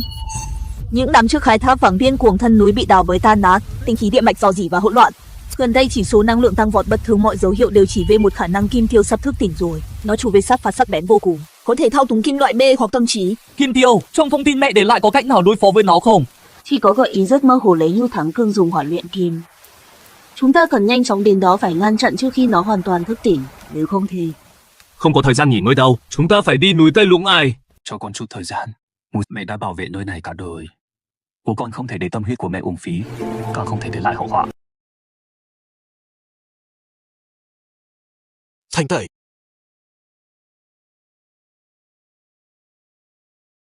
Mẹ ơi, hãy yên nghỉ nhé. Sự hy sinh của mẹ sẽ không vô ích con đường còn lại. Con sẽ đi tiếp thay mẹ. Đã hấp thụ được bản nguyên Thủy Tiêu dù quá trình có hơi mạo hiểm, nhưng diễn ra thành đao này thật sự đã có thêm đặc tính hệ thủy mới, sau này đối phó với tà vật hệ thủy uy lực chắc là sẽ tăng mạnh. Khởi tả Dương, chúng ta không về hội đồng nữa đúng chứ? Không về nữa. Cô là mục đích của Cố Lao vẫn chưa rõ, tổng bộ Vô Na không còn an toàn. Đã biết được rằng nơi tiếp theo có thể là dấu vết Kim Tiêu, chúng ta sẽ trực tiếp đi luôn. Không thể đợi họ phái đến nhưng viện quân chẳng rõ là bạn hay thù, tránh để bị bó chân bó tay. Đồng ý, tôi sẽ nhanh chóng điều chỉnh thiết bị, cố gắng chặn tín hiệu hành tung của chúng ta. Địa hình Tây Long Xuân rất phức tạp, kim khí hỗn loạn. Với chúng ta vừa là thử thách không nhỏ, nhưng cũng là cơ hội tốt để né tránh cơ hội tránh tay mắt của hội đồng. Kim khí địa mạch đang dò dỉ rất mạnh, gần như đã đến mức cuồng bạo. Đây không phải khí thức quặng bình thường, là sát khí kim sát long mạch, chắc chắn đã đứt rồi. Không khí ở đây đi vào, cảm giác như có dao cứa vào cổ họng. Thanh Đạo đang cảnh báo tôi, kim sát khí ở đây quá nồng khắc với thuộc tính hỏa của nó đang cảm thấy rất khó chịu. nghe nói có 2 người mất tích. Ngày đêm qua tôi nghe nói là bị mất tích gần khu mỏ cũ. Ban đêm nhất định phải lại gần mỏ cũ. Dựa theo dữ liệu thăm dò, và lời đồn địa phương vừa nghe được cái gọi là tim quỷ rất có thể chính là bị sát khí của kim tiêu xâm chiếm dẫn đến biến dị. Chúng cực kỳ hung hãn, cơ thể khả năng cao đã bị kim loại hóa đau thương bất nhập, mà nơi sát khí nồng nhất chính là đây. Đường hầm bỏ hoang sâu nhất hầm mỏ số 3. Chúng ta phải vào trong xem sao. Không có bằng cách nào. Vậy hầm mỏ từng xảy ra chuyện thế này chắc chắn đã bị phong tỏa từ lâu. Hơn nữa thị trấn giờ đang rất căng thẳng bên ngoài, mà tụ tiện tiếp cận chắc chắn sẽ bị nghi ngờ ngay. Tôi đã chuẩn bị xong từ lâu rồi. Chúng tôi là chuyên gia đặc biệt của Cục Điện chất được lệnh đến đây để đánh giá độ ổn định điện chất sau tai nạn hầm mỏ, cũng như khu vực này có giá trị tiềm năng khai thác lần 2 thân phận này đủ hợp lý rồi chắc sẽ giúp ta tiếp cận khu vực lõi thu. Tận lời. Người của Cục Địa chất sao? Cấp trên chưa thông báo có chuyên gia nào đến cả. Bên trong này không an toàn đâu, dạo này cứ xảy ra chuyện suốt không được vào. Đây là lệnh điều động khẩn cấp vừa mới được ban hành tối qua. Kim sát do gì khiến cây cầu núi không ổn định, chúng tôi phải đánh giá rủi ro sớm nhất có thể tránh để xảy ra sạt lở quy mô lớn. Thật là phiền phức. Vào thì được nhưng phải cẩn thận đấy, bên trong tà môn lắm. Dù có nghe thấy tiếng động lạ gì thì cũng phải lập tức đi ra ngay. Hiểu rồi. Đi thôi, Kim Tiêu ở ngay bên dưới.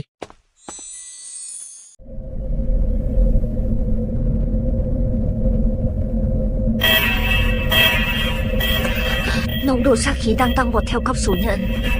Nguồn cơn ở ngay sau khu cua phía trước. Mọi người cẩn thận.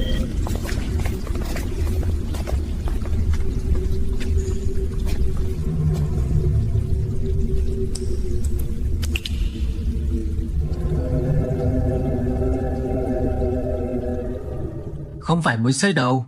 Thứ này vốn bị chôn trong lòng núi. Số thợ mỏ đào chúng khi đang khai thác nên mới khiến cát vàng rò rỉ ra ngoài. Tiếng gì vậy? Ổn quá đi. Rất nhiều âm thanh hỗn loạn cứ đâm thẳng vào trong đầu tôi. Cân bằng. Phải cân bằng. Người tôi khó chịu quá. Trung Tình, tỉnh lại đi. Đừng nghe những âm thanh đó là ảo giác thôi. Kim Tiêu đang mê hoặc tâm trí cô đấy. Trung Tình, tĩnh tâm lại, đừng để tạp âm dẫn dắt, hãy nghe giọng của anh này hấp thụ loại cát vàng đó. Đi chỉ khiến cô mất kiểm soát thôi sẽ biến thành quái vật đấy. Đi. Tránh ra đừng có qua đây. Bảo anh ta biến đi.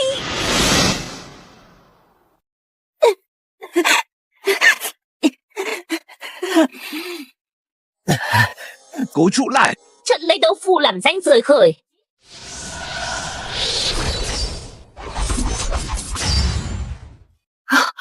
Là cơ chế tự phòng thủ của tế đàn, cẩn thận gai nhọn. Đừng để bị chạm vào.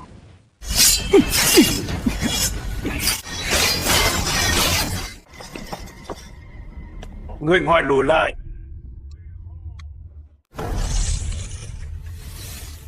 Ông là ai? Sao lại ở đây? Tôi là người canh núi này, thầy Kiên. Nhà họ Thành đời đời bảo vệ long mạch này cho đến khi những chiếc máy giúp tham lam đó phá hủy nó hoàn toàn. Chảm linh đao không ngờ nhà họ Trần vẫn còn người sống còn tìm được đến tận đây. Nhưng chàng trai trẻ thanh đao của cậu không đối phó được nó đâu. Tại sao kim thiêu này rốt cuộc là thứ gì? Nó không phải yêu ma quỷ quái như các cậu nghĩ, nó là ác niệm tích tụ nghìn năm của ngọn núi này, sự tàn sát của chiến tranh, sự tham lam của phu đào mọt, sự khai thác vô tận vào lòng núi. Tất cả những cảm xúc tiêu cực đó kết hợp với tinh khí tinh khiết và sắc bén nhất của long mạch mà sinh ra quái thai. Nó là vết loét của long mạch, cũng là một phần nỗi đau của long mạch. Đao của cậu cực kỳ sắc bén, chuyên chạm các loại linh thể. Nếu cưỡng ép dùng nó để chém kim tiêu với thực lực của cậu có lẽ sẽ thành công thật.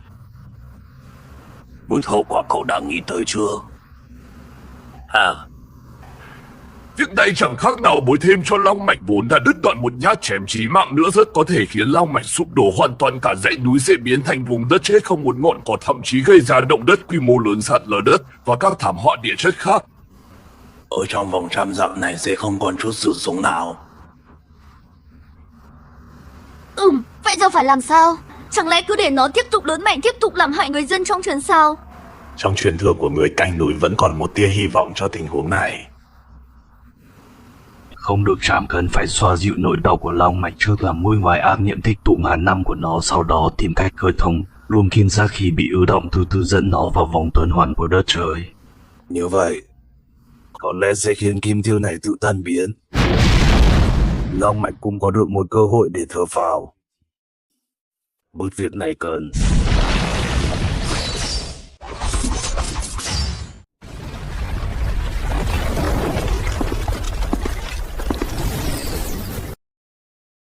Cô lão có lệnh Trần Tam Thủy phải bắt sống, nhưng kẻ còn lại giết sạch.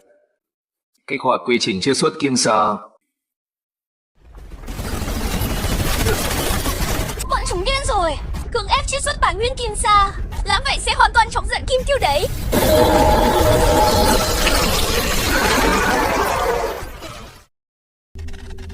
Giết chết xuất lòng tường.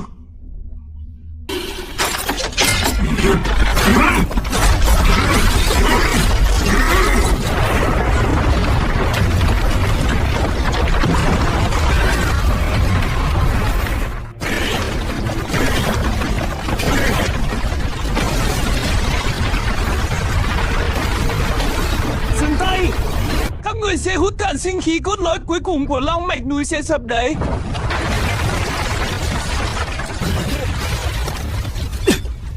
Không được lối ra bị chặn đứng rồi. Chúng ta bị kẹt rồi. Không thể để hắn đạt được mục đích. Ít nhất không phải lúc này. Khôn nguyên tại vận, hồ nước tại xương, nơi rồng xanh ngủ. Sao có thể để mở phẳng? Khơi!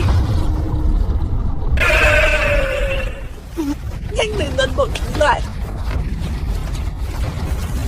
Trận pháp không trụ được lâu đâu. Tôi đã 15 phút.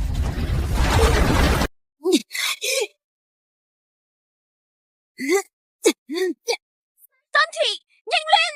Trận pháp thành lão sắp không trụ nổi. Dáng chịu đựng thêm chút nữa. Chiến trực diện không xong đâu. Thuộc tính thương khắc, tao sẽ hỏng đấy. Long mạch cũng sẽ bị hủy.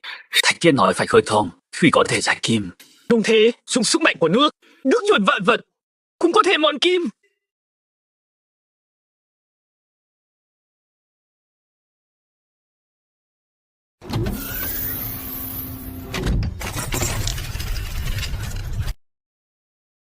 Có tác dụng rồi.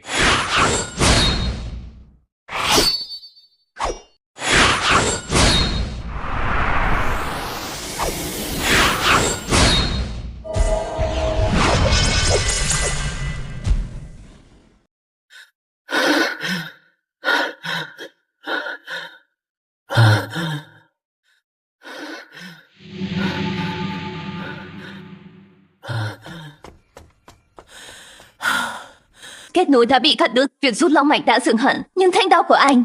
Nó vì giúp tôi trung hòa kim sa. Linh tính đã bị tổn hại. Cần thời gian để từ từ phục hồi. Không xong rồi, núi vẫn sắp rồi. Trận pháp hoàn toàn mất hiệu lực. Chúng ta phải mau tìm núi thoát ra ngoài.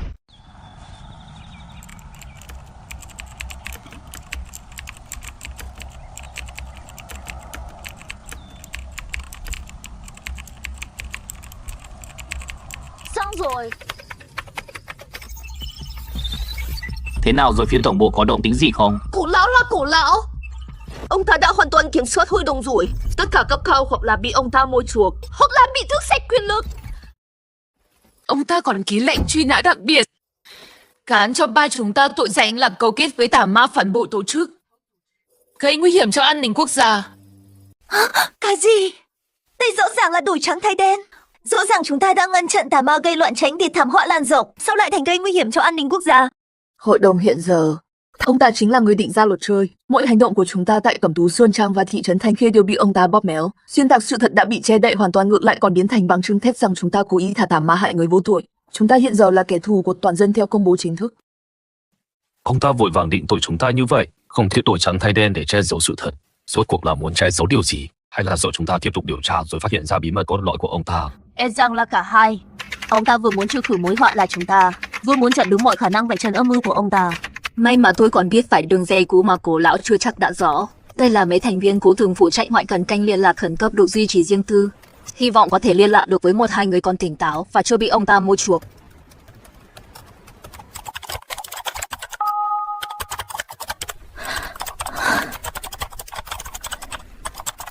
Ưng nhãn đã online xác nhận an toàn, không bị lộ, khuyến cáo không tin bất kỳ chỉ thị nào từ tổng bộ. Lam Vườn có dấu hiệu khả nghi bước hiện đang bị giám sát, không thể trực tiếp hỗ trợ. Tốt quá, là họ. Vẫn còn vài anh em cố giữ cảnh giác không bị cố lão che mắt.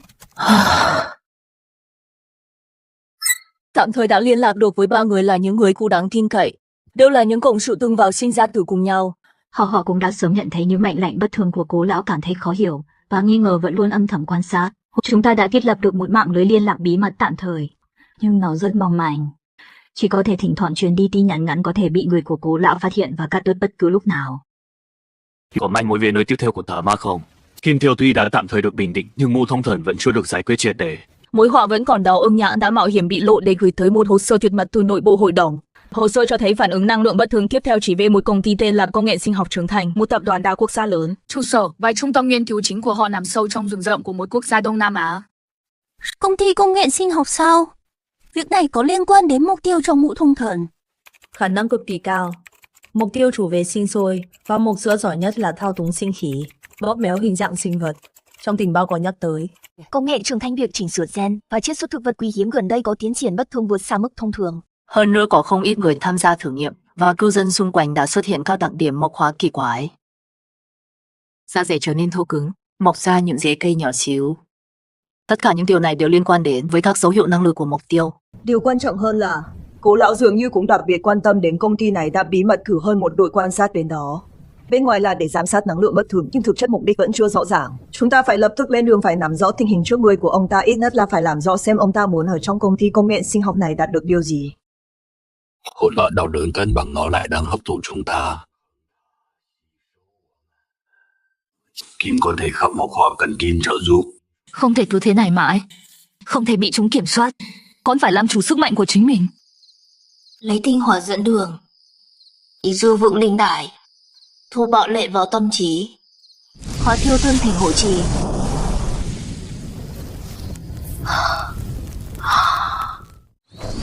Dư vững nào dẫn dắt nó đi đường chống đối.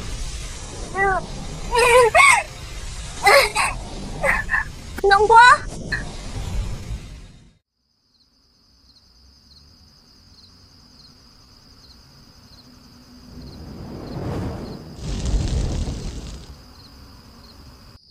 Thành công rồi con. Kiểm soát được nó rồi. Làm tốt lắm. Thật rồi, đã sơ bộ luyện hóa hỏa tiêu khí dù vẫn còn rất yếu nhưng là một khởi đầu tốt. Nó giúp quân cân bằng sức mạnh trong cơ thể rất quan trọng để đối phó với rắc rối sắp tới. Cuối cùng con cũng bước được bước đầu tiên. Chỉ số năng lượng rất bất thường. Nồng độ sinh khí tổng thể cao bất thường, nhưng không cảm nhận được sự cân bằng tự nhiên. Ngược lại có cảm giác như bị ép sinh trưởng, một sự dao động đầy hưng phấn. Các cậu nhìn xem, đống thực vật đó chẳng phải mọc quá tốt sao? Hơn nữa hình dáng còn quá quy củ.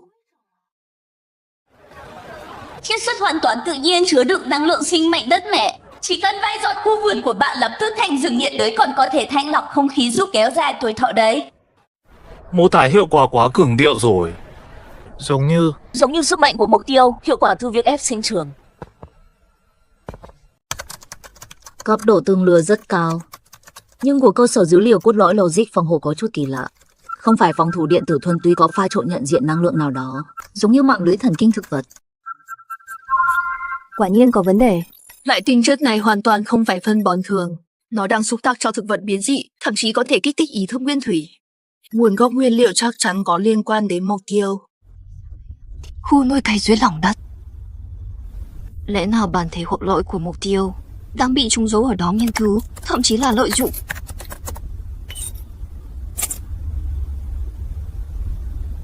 Chính là chỗ này giám sát nội bộ cho thấy chỉ số năng lượng đang chạm đỉnh.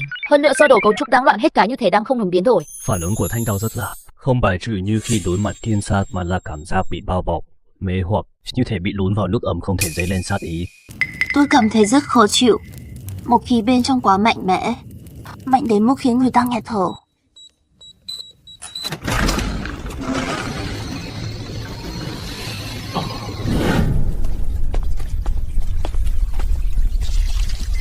Thôi xong rồi, thủ trưởng và trường năng lượng ở đây hoàn toàn hỗn loạn rồi, chúng ta bị kẹt trong một mê cung xưởng.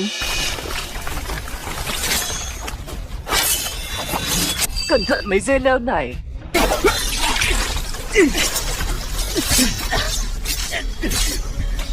Để tôi thử xem.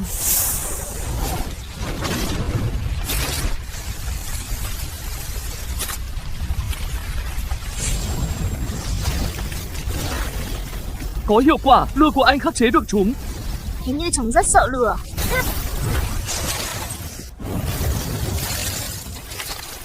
Có được rồi, đi thôi. Sản vật sinh ra từ sức mạnh mục tiêu ngược lại sợ lửa, đúng theo lý tương sinh tương khắc. Nhưng anh đừng quên sức mạnh của anh còn yếu, đừng có quá sức. Để tối mọi đường. Cẩn thận mấy dây leo đó.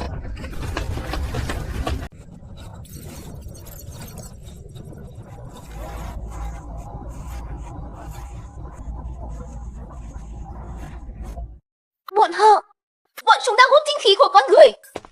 Không chỉ con người mà còn cả những thực vật bị kích trưởng này. Chúng đang vắt kiệt mọi năng lượng sống. Anh trần tam thủy cô trung tỉnh và các cựu đặc phái viên Tô Lạc, chào mừng đến với trung tâm cốt lõi của dự án Phong Nhiêu. Biểu hiện của các vị suốt chặng đường qua thật sự vô cùng xuất sắc. Ngươi là ai? Lão Cố muốn làm gì? Hoài bão của lão Cố đâu phải hạng người như các người dễ dàng hiểu được. Các người thật sự nghĩ rằng thứ kim tiêu nguyên thủy đó hung bạo và thí nghiệm thất bại không thể kiểm soát. Đáng để chúng ta phải tốn công sức vậy sao?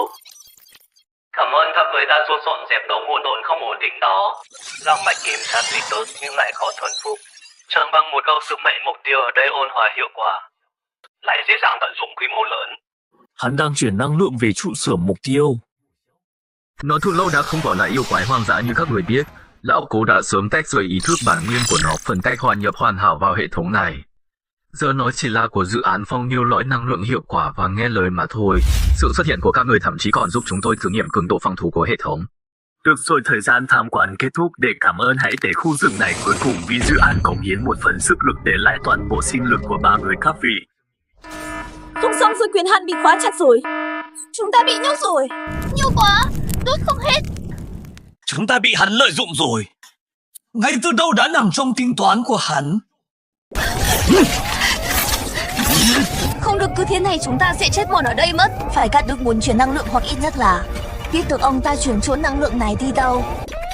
Chỉ còn cách liều mạng thôi. Chỉ cắt vào cống hông vật lý. Lý Hồng á. Nhanh lên, bức tường sắp không trụ nổi rồi. Ông ta đã ngụy trang. Năng lượng đã qua nhiều lần mã hóa, chuyển đổi lộ trình đã bị cố tình làm nhiễu để tôi bóc tách những lớp ngụy trang này.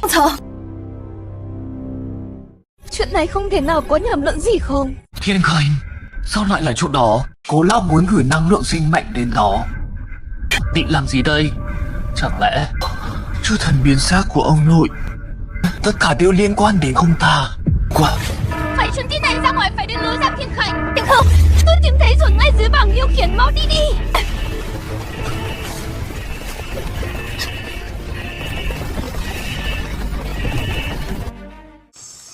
Là đội ngoại vụ của hội đồng ngụy trang thành đội thám hiểm. Cấp độ phong tỏa rất cao, trường năng lượng che chắn bao phủ toàn bộ khu vực, lõi các biện pháp do thiên sẽ vô hiệu. Hố sụt quả nhiên bị trùng chiếm rồi ông nội. Cháu đến muộn rồi. Luồng năng lượng xung quanh rất lạ, như thể bị cường áp hút tí về cùng một hướng. Chính là chỗ hố sụt đó.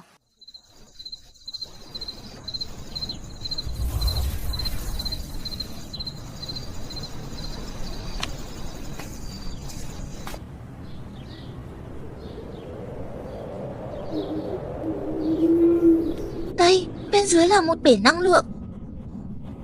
Lớn hơn nhiều so với chúng ta tưởng tượng. Đó là cái gì? Chúng đang dùng năng lượng đạn thu thập để nuôi thứ dưới đáy hố sụt. Chỉ số năng lượng không thể giải mã, ít nhất 3 thuộc tính cao cấp đáng trộn lẫn đang bị nó điên cuồng hấp thụ. Nó đang lớn dần. Nhịp đập đó khiến tim tôi thắt lại. Như thể rất cổ xưa, lại còn cực kỳ đói.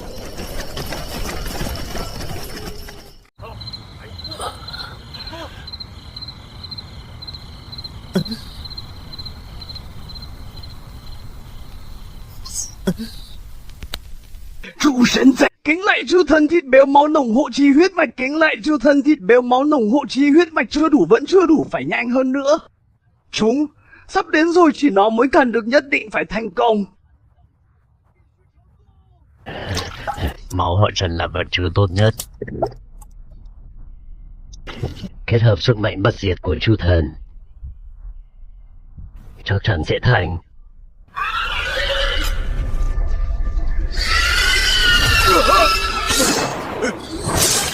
Không ổn, tôi sự trấn áp nó mau. Tam Thủy, em sao vậy? Mặt và thanh đao của cậu ấy phản ứng rất mạnh. Chị thấy rồi, Năm đó ông nội không chỉ đơn thuần trấn áp chư thần, ông ấy đã cố lợi dụng sức mạnh của chư thần cùng với huyết mạch họ Trần chúng ta, muốn nhân tạo nuôi dưỡng ra thứ gì đó. Ông nói là để đối phó với mối đe dọa lớn hơn. Boss cuối cùng đã mất kiểm soát. Cố lão có lẽ biết kế hoạch năm xưa của ông nội. Thậm chí ông ta có thể là người tham gia hoặc là người biết rõ sự tình. Mọi chuyện ông ta đang làm bây giờ thu thập sức mạnh ngũ thông hội tụ về đây. Ông ta muốn tiếp quản việc nuôi dưỡng giang dở của ông nội. Ông ta muốn thứ đó hoàn toàn được sinh ra. Nếu đúng là như vậy, thì Cố lão đang đùa với lửa. Chỉ một chư thần mất kiểm soát đã khiến ông nội cháu phải trả giá bằng mạng sống. Giờ ông ta lại hội tụ thêm nhiều năng lượng hỗn loạn mạnh mẽ. Thứ ông ta muốn nuôi dưỡng một khi mất kiểm soát, hậu quả sẽ không thể lường trước được.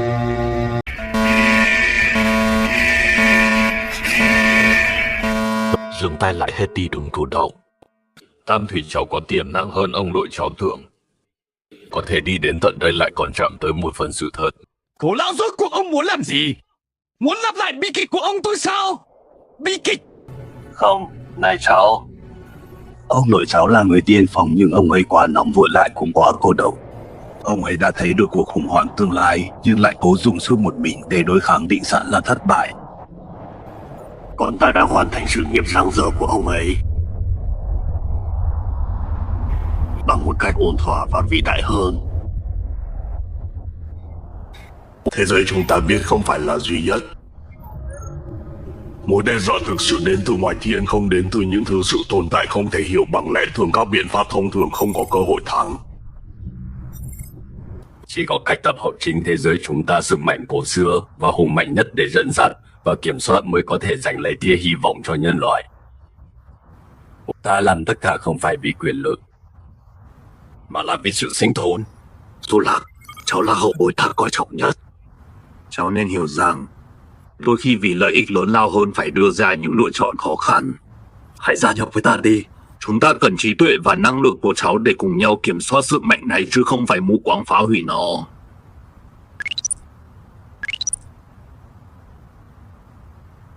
Sao Tam Thủy vị trí của họ thay đổi rồi? Tô Lạc, cậu! Lựa chọn thông minh để Tô Lạc. Buông tôi ra! Các người đang làm cái gì vậy? Không Cố là ông đã nói chúng ta tự nguyện cống hiến cho tương lai. Đừng mà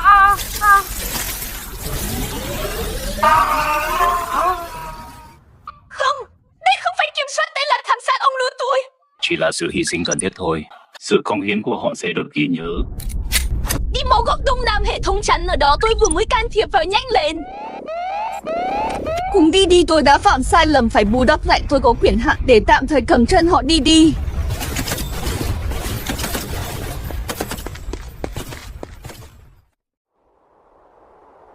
Đây là nơi trong tình báo của Tô Lạc nhắc tới, nơi Cố lão vẫn chưa hoàn toàn kiểm soát một nguồn sức mạnh hỏa tiêu khắc. Không thể trốn chạy thêm nữa. Quái vật của Cố lão đã dung hợp quá nhiều sức mạnh hiện tại của chúng ta không hề đủ. Chỉ khi kiểm soát hoàn toàn hỏa tiêu mới có được một tia hy vọng. Quá nguy hiểm. Sức mạnh bản nguyên hoàn chỉnh vượt xa chút sức mạnh anh từng hấp thụ. Chỉ cần một chút sơ suất sẽ bị thiêu rụi cả tâm trí. Nếu bị Cố lão bắt được, hoặc biến thành chất dinh dưỡng cho con quái vật đó, kết cục cũng chẳng khác gì nhau. Chỉ bằng đánh cược một phen. Hộ pháp cho tôi đừng để bất cứ thứ gì làm phiền tôi. Nếu tôi mất kiểm soát, anh biết phải làm gì rồi đó. Kẻ trộm lùi nhọn bè, dám thèm khát sức mạnh của ta, bán thành cho muốn đi. Không phải đến để trộm, ta đến để chinh phục. Sức mạnh của ngươi phải do ta làm chủ.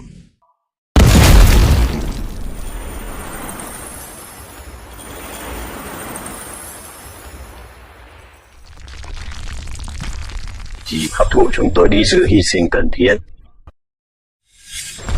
Cơ thể của tôi, ý chí của tôi, do tôi làm chủ. Phải phục chúng tôi.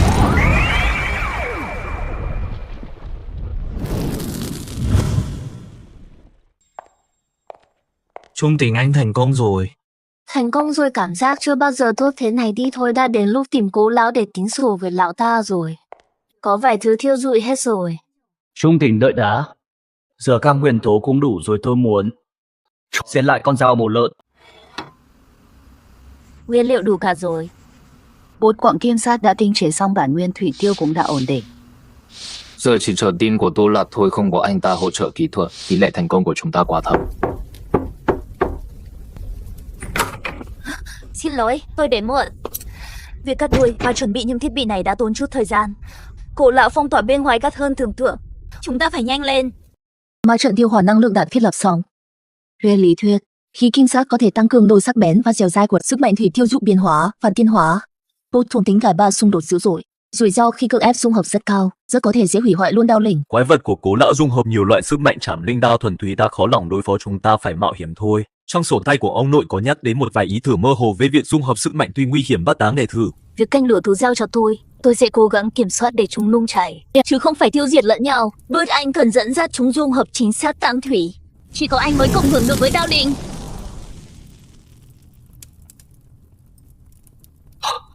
Chính là lúc này.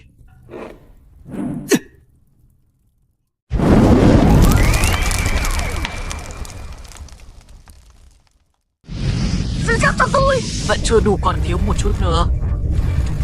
Dung hợp bận thêm một chút ý chí chạm sát cho tôi. Thành hình đi.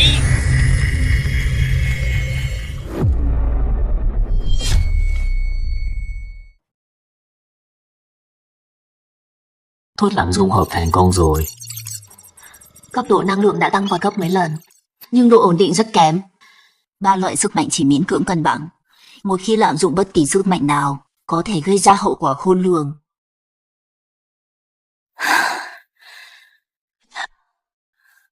Giờ chúng ta đã có sự để liều một phen. Đi thôi. Đã đến lúc dùng thanh đao không còn thuần túy này, để chém đứt những vướng bận không nên tồn tại nữa. Chính là chỗ này. Tất cả luồng năng lượng gồm cả năng lượng cự trì của Thiên Khánh Hội đều dẫn tới cực điểm phía dưới này. Tín hiệu mạnh hơn hẳn những nơi khác. Quét cấu trúc cho thấy bên dưới có khoảng không nhân tạo khổng lồ. Phòng thí nghiệm cốt lõi của Cố lão chắc chắn ở ngay dưới này. Lối vào đâu? Thưa như lượng phân bổ không đều cách 3 mét về phía bên trái, phía dưới mặt đất có phản ứng kim loại và mang tràn năng lượng, nhưng có một điểm yếu giống lối thông gió hoặc bảo trì.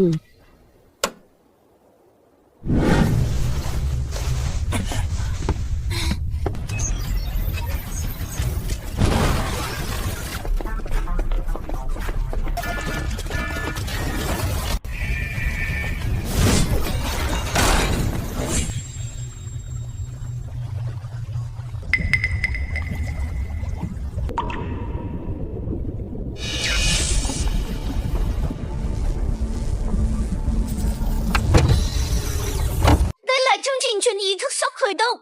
Cuối cùng cũng đến rồi sao, tiếc là các người đến muộn một bước. Vừa hay làm kẻ chứng kiến thời đại cũ, hãy chiêm ngưỡng khoảnh khắc vĩ đại khi ta trở thành tân thần hội tụ sức mạnh của ngũ thông vượt xa khỏi lớp vỏ phàm trần, ta sẽ trở thành chủ thể thực sự của đất trời này.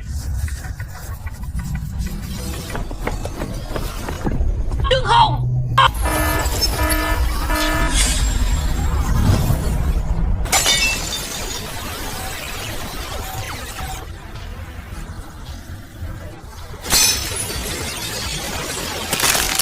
Đến sự tiến hóa. Số loạt yểm trợ cậu.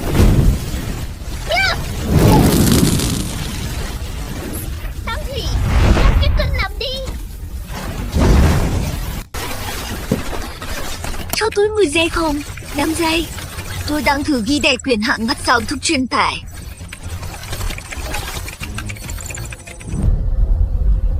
Ngăn chặn khoang máy bằng vật lý có lẽ không kịp nữa, vừa phải chặn lại ở tương ý thức.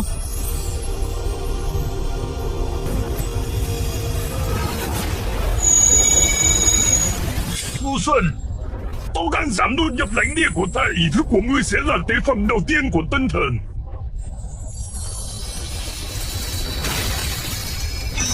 Chuyện chưa thành của ông nội, không phải để anh thành quái vật. Sao có thể chứ? Ngươi lại có thể hấp thụ tổ rác rưởi này.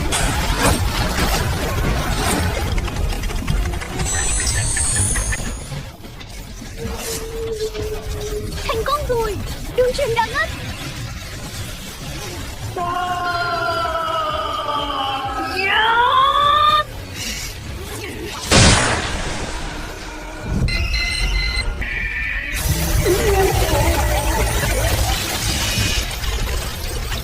Sao lại thế này?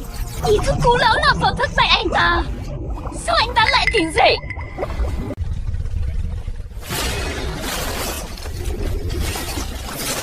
Không xong rồi, quy trình sơ tán khẩn cấp bị triệt bị cuối của Cố lão khóa chặt.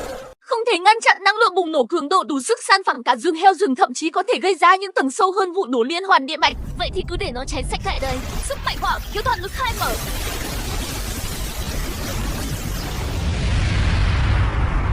Tôi khó mà áp chế cùng lúc 5 loại năng lượng hung bạo khác biệt. Tam thị, không còn cách nào đâu. Hoặc là tìm cách hấp thụ đúng năng lượng này, hoặc là tất cả chúng ta đều trên mặt đất cũng sẽ tiêu thủng.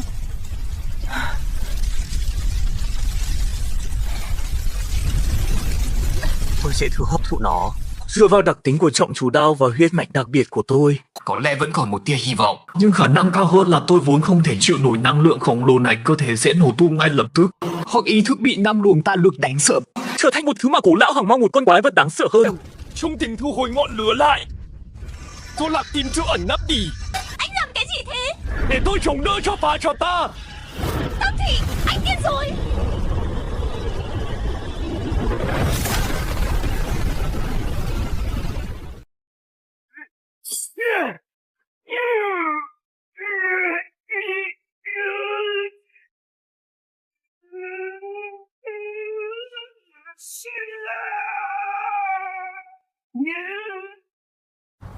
Tam Thủy, anh sao rồi?